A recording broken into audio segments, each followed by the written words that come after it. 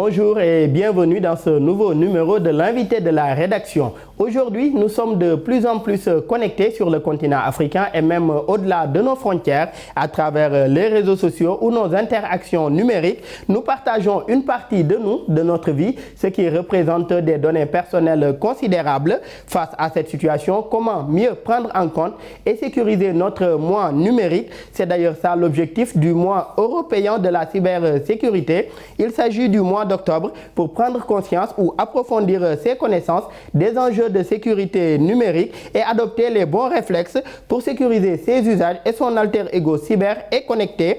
En Afrique et plus particulièrement au Sénégal, de jeunes spécialistes sur ces questions célèbrent également Octobre Cyber à travers le concept Route SN. Pour en parler, nous recevons sur ce plateau M. Guilaye Tine. Vous êtes co-organisateur et responsable communication et digitale d'Octobre Cyber by Route SN. Merci d'être là avec nous. Merci pour l'invitation. Et tout comme c'est le cas en Europe, pourquoi aujourd'hui, à votre niveau, avoir fait le choix de célébrer le mois d'octobre comme mois de la cybersécurité?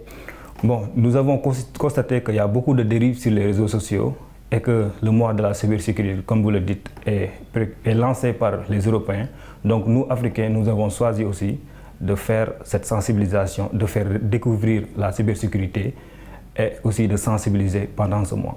Et selon vous, qu'est-ce qui explique toutes ces dérives aujourd'hui que l'on voit sur les réseaux sociaux? Est-ce que par méconnaissance aujourd'hui de l'usage de ces réseaux sociaux-là, qu'est-ce qui explique selon vous toutes les dérives constatées sur les réseaux sociaux? Bon, ça peut s'expliquer parce que ces technologies, les réseaux sociaux sont des technologies qui ont été créées par d'autres gens, mais nous les utilisons à chaque fois.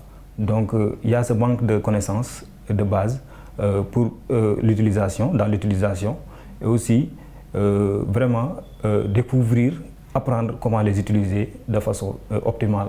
Et pour découvrir, apprendre comment les utiliser, est-ce qu'il n'est pas nécessaire aujourd'hui de mener une certaine éducation à l'usage des réseaux sociaux? Bon, exactement, c'est dans ce sens que Route SN intervient en organisant Octobre Cyber by Route SN et en ayant aussi l'occasion de les sensibiliser, de leur apprendre comment utiliser ces réseaux sociaux pour éviter les dérives. Et comment vous vous y prenez avec aujourd'hui ces gens-là? Vous vous y prenez comment? Donc nous organisons des panels, des webinaires, aussi des supports de sensibilisation pour les sensibiliser en fait.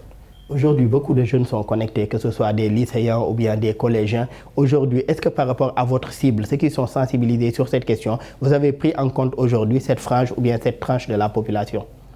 Oui, effectivement, dans la mesure où nous avons des collaborateurs, comme des influenceurs et tout, pour qu'ils puissent véhiculer ce message qui va toucher à ce genre de cible, comme vous le dites, aux enfants, aux lycéens, et voilà, à toute une audience bien ciblée.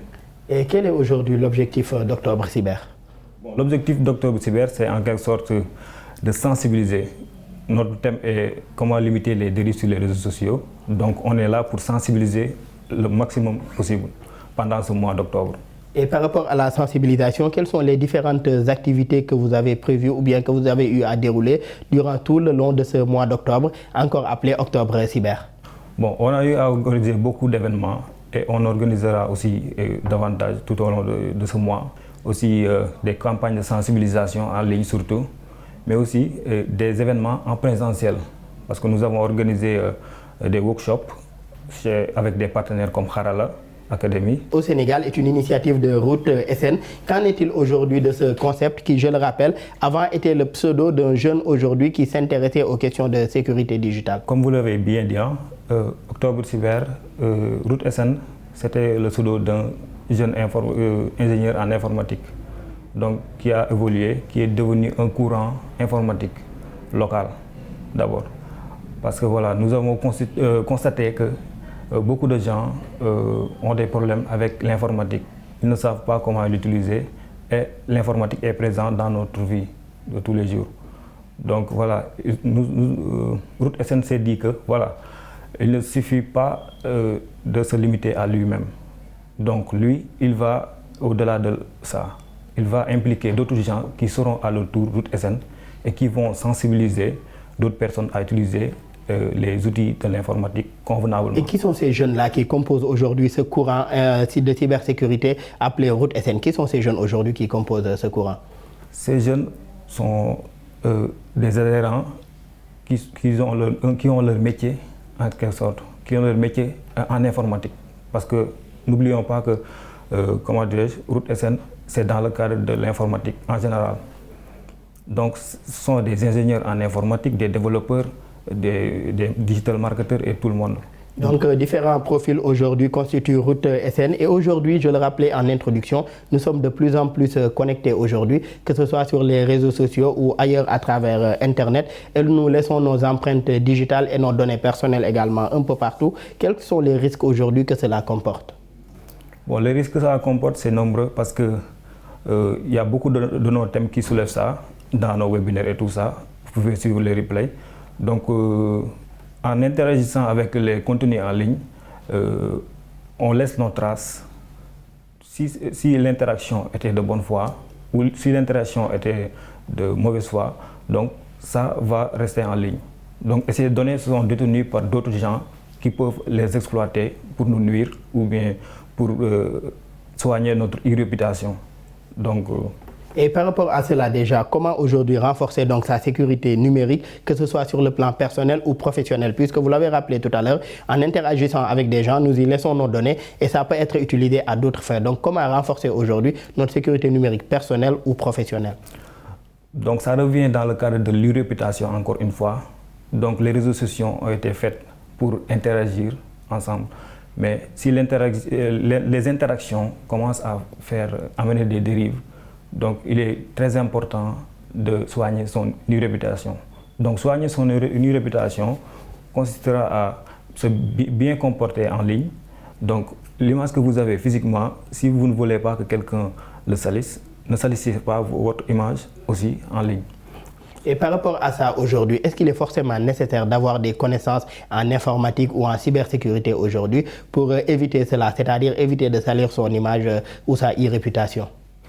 Bon, ce n'est pas aussi nécessaire d'avoir beaucoup de bagages, de connaissances en informatique pour soigner son image en ligne.